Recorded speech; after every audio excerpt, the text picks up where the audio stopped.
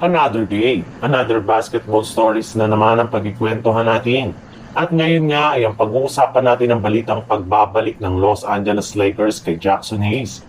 Pag-uusapan na rin nga natin dito ngayon sa ating panibagong video ang balitang kukunin na nga daw ng Golden State Warriors si Domantas Sabonis. Simula lamang nga nang makuha ng Lakers ang kanilang pinakabagong sentro na si DeAndre Ayton, ay hindi na nga tumigil pa ang Lakers sa paghahanap ng isa pang big man na maaari nilang magamit bilang kanilang backup center next season. Ayon pa nga sa lumabas na balita, marami pang mga nabanggit na big man na maaari nga daw nila na makuha sa free agency market at maging sa trade market.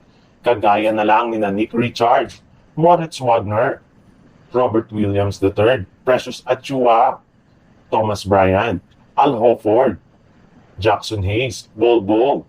Pero sa kabila nga ng kadami-daming player na nabanggit, ang kanilang dating center pa rin naman nga na si Jackson Hayes ang kanilang kinuha matapos nila itong bigyan ng 1 year, $3 million contract.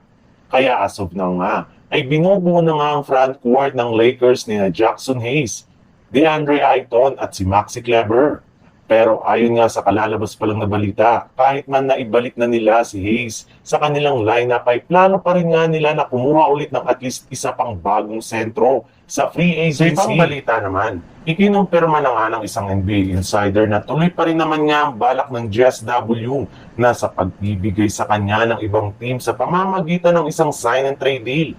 Marami na rin naman nga silang mga pupunan na kinakausap ng mga nagdaang araw. At isa nga sa mga team na pinaka-interesado sa kanya ay ang Sacramento Kings na nangangailangan ngayon ng isang batang player na magagamit nila para sa future ng kanilang prangkisa. Posible nga daw po na tuluyan ang mag-rebuild ang Kings at gawin nila si Kuminga bilang kanilang bagong franchise player. At base nga sa inilabas na balita, posible nga daw na i-offer sa Sacramento Kings sa GSW si Malik Monk bilang kapalit ni Jonathan Kuminga sa pamamagitan ng isang blockbuster trade sa mga susunod na araw. Pero hindi lang naman nga daw si Monk ang balak kunin dito ng Warriors dahil maging ang big man na si Domantas Sabonis ay plano na rin naman nga nilang kunin ng Warriors sa kanilang magiging negosasyon sa mga susunod na araw. Willing rin naman nga ang GSW na dagdagan ang kanilang ipang-o-offer na trade package sa Sacramento Kings upang matuloy lamang ito. Kaya mukhang yan nga ang pinakahihintay na trade na inaabangan na ng napakaraming fans ng Golden State Warriors.